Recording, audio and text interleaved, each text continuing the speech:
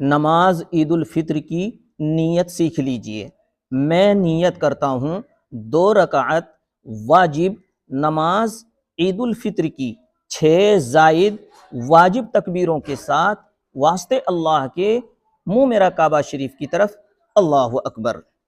अब 6 जायद तकबीर कहनी कैसे है इसको सीख लीजिए। पहली रकात में सबसे पहले अल्लाह अकबर कहकर हाथ बांध लेंगे, सना पढ़ेंगे, उसके बाद 3 तकबीर कहेंगे। 2 तकबीर में हाथ छोड़ना है, अल्लाह अकबर अल्लाह अकबर। तीसरी तकबीर में अल्लाह अकबर कहकर हाथ बांध लेना है।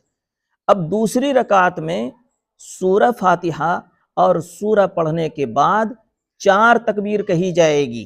3 तकबीर में हाथ छोड़ेंगे, अल्लाह अकबर अल्लाह अकबर अल्लाह अकबर, और चौथी तकबीर में बगैर हाथ उठाए तकबीर कहते हुए रुकू में चले जाएंगे और अपनी नमाज पूरी कर लेंगे इंशाअल्लाह।